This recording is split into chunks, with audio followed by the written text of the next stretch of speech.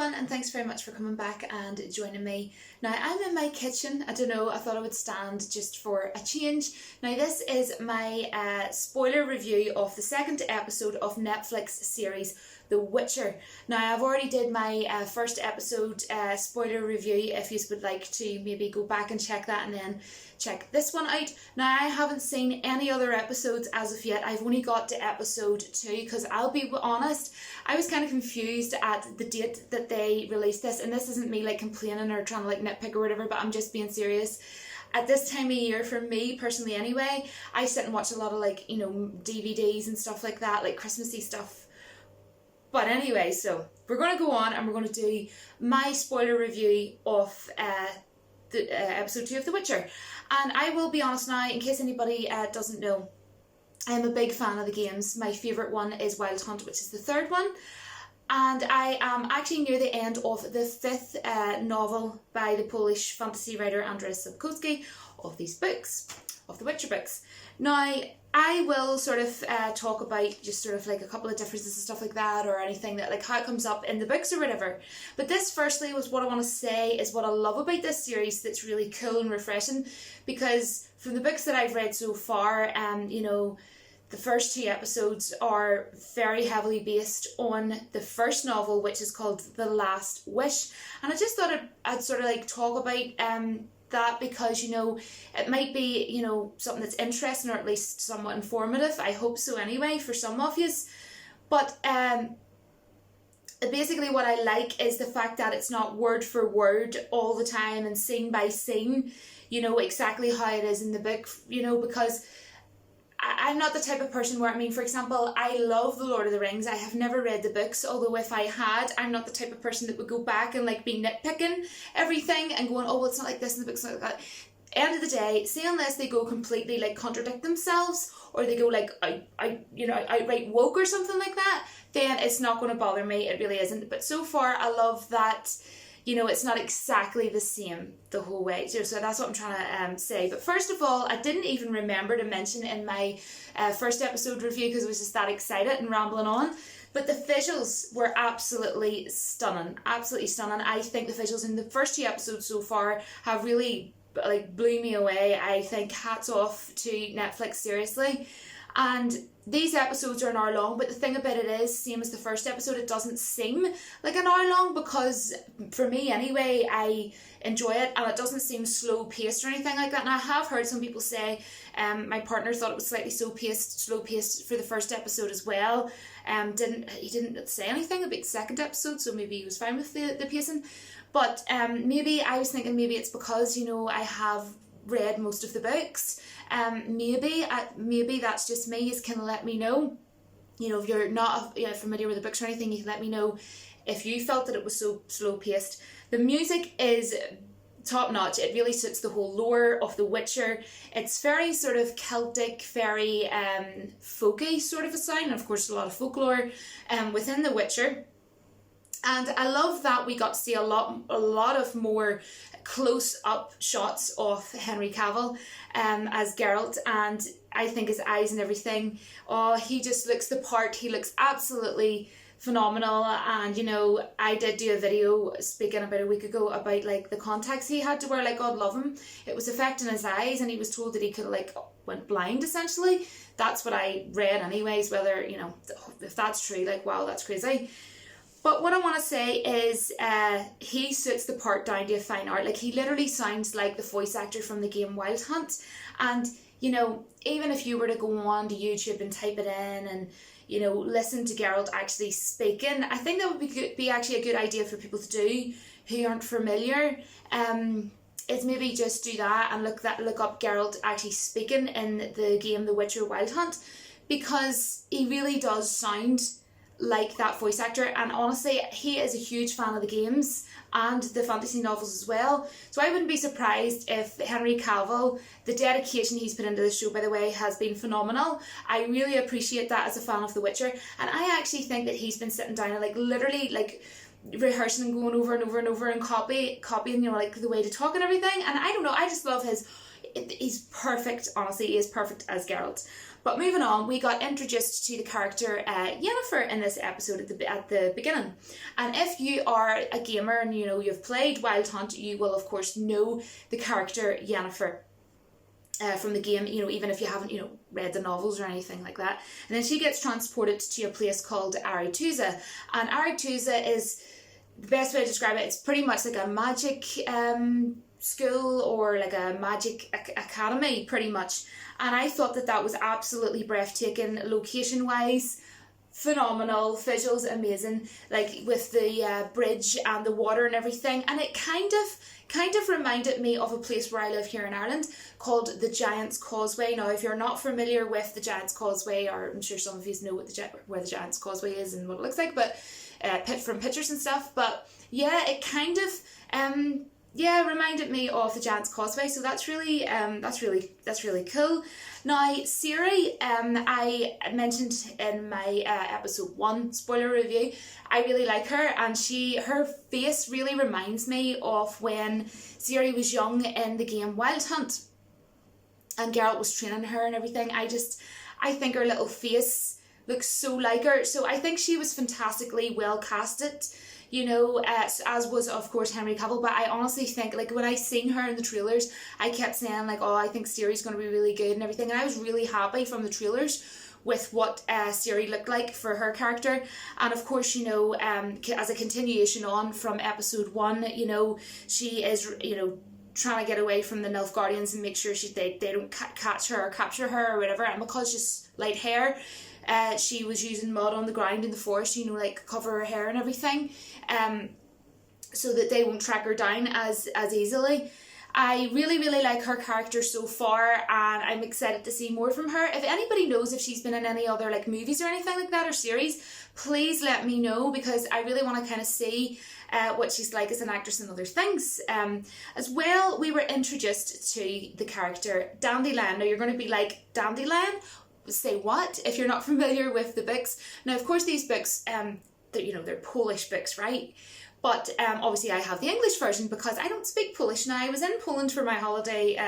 I came home on the 4th of December, pretty much like an early Christmas holiday, and I loved it. Now, I wish I could speak Polish, but I don't speak Polish, so I have the books in the English version. So pretty much I know him as Dandelion, okay? And in this, he's called Jaskier, and of course, just to let you know, that pretty much is like a yellow flower. But I'm just going to call him Dandelion. You'll know who I'm talking about. The guy who was basically being really funny with Geralt in this episode. So if you hear me saying Dandelion, you know who I'm talking about, right? But the actor who played him, I was sold straight away because he just is so like Dandelion from the novels. And basically what he is, he's a bard, he's a minstrel, he's Geralt's best mate, basically. So pretty much, you know, if you walked into a bar and you were walking around and buying a drink and then dancing, he'd be like, so-and-so walked into a bar and then, you know, was singing and dancing, and, you know, he'll make up a whole story about it, you know what I mean? So that's pretty much his character. And he was absolutely brilliant. I thought he was a fantastic depiction of what Dandelion would be like. And I'm really happy because the actor who's playing him has obviously done a lot of research, the same as Henry Cavill, I personally think anyway, because he had that character down like straight away. And you know, the best way to talk about this character for anybody who's interested in more info on what his character's like is he loves to talk, he's very chatty, you know, he reminds me of like, I'm like a female version of him because I sing and I, you know, like play and stuff like that. So he does all that and he talks a lot, and like even in the books, you know, Geralt in The Last Wish, for example, you know, he's being told a story and, you know, he keeps on interrupting, and within like 3, maybe 4 pages or so, Geralt would be like, stop interrupting, pretty much like let the person speak, like shh, pretty much. Like sometimes he gets like a bit agitated, but sometimes he's just like politely like saying, look, you know, Dandelion, he's trying to have a conversation, like shush sort of thing. But the best way to describe him is this character, Dandelion, is very, I know he's called Jaskier in this, but anyways, right, Dandelion, because it's easier for me to just call him Dandelion, sorry guys. but he is a very, very educated, well-educated character. You know, he's smart, he's intelligent, he knows his stuff, and he knows a lot about, you know, his agriculture and things like that. So he's wise, do you know what I mean? He's wise, and he's able to sort of like tell stories and everything to people, and he'll even like tell like little stories to Geralt and like try and educate him on things as well. But I thought it was absolutely hilarious because they're walking along. He pretty much, you know, walked over to him in the tavern and just sat down and just started talking away. And you could tell that like Geralt was like frustrated, like, did you seriously just sit down and just start having a chat with me, sort of thing? And you could just tell that he was frustrated like off the bat. And then he realises that Geralt's going to be going off to find a bounty, because, you know, Geralt is like pretty much a merciless assassin, and what he does is he gets paid to track down a bounty of, say, like monsters and pretty much creatures that are causing a hassle, basically. And that's what he does. He is a monster hunter. That's what he does, quite literally. So he wants to go with him as company. He's very like in the novel The Last Wish, which is the first novel. He is like, oh, I could go with you for company, sort of thing. So it's very similar in this second episode. So he goes along with him, right? And I thought the landscape was absolutely stunning when they're walking along, and Geralt's with his horse, Roach. Love Roach. Absolutely beautiful. And then he calls him like the Butcher of Blaviken, and he just stops and goes over and punches him. And I could not stop freaking well laughing. That was absolutely hilarious. Now, the bounty that that Geralt's going for is known as Sylvan. Which is pretty much like an evil creature with goat-looking sort of horns. Now, in the book, when it's being spoke about, like the story's being told about it in a short story, basically these books are made up of short stories. And this short story, it's talking of the Sylvan, which is the evil creature, basically, is called The Edge of the World. And within this short story, basically, when it's being spoke about as the Deoville, but it's pretty much like a devil creature. So Geralt would call it, sometimes when he's talking, a Sylvan, but pretty much Geralt will just call him like a devil creature, basically. So a Sylvan or a devil, Geralt would call him as, basically. And what's hilarious is in the book, I know it actually didn't happen in this episode, but just to let you know, in reference to the book The Last Wish, it's kind of funny, you know, Bilbo Baggins and Gollum, when Gollum's pretty much playing like a game, you know, and that whole thing, like, what's in your nasty little pockets, is, it's sort of like that, because the Sylvan, or, you know, the Deoville, or however you want to call it, the devil creature, right, he says to Geralt, oh, no, you have to play a game with me, right? And it's sort of like a riddle me this sort of thing. So it's kind of like either, you know, the Riddler, you know, like riddle me this, or I suppose the best example that I could think of earlier was, you know, Gollum, you know, and Bilbo Baggins. But basically, this Sylvan, in The Last Wish, he's causing grief, he's causing havoc, he's doing evil things, he's stealing, he's, you know, running amok, basically. I don't know, like, do you say that in America? I don't know, maybe that's just like an Irish thing, like running amok. I don't know, causing hassle, anyway, running amok. So basically, as well, he did something horrific to a woman in the book.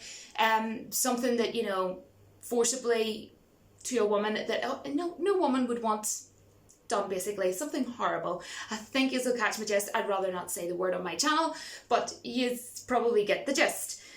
So yeah, and, you know, he pretty much saying, the Sylvan's pretty much saying to Geralt, you know, I'm not going to go, you know, because first we have to play this game and everything, sort of thing. You know, that's sort of a way. I thought that was kind of funny. So, yeah.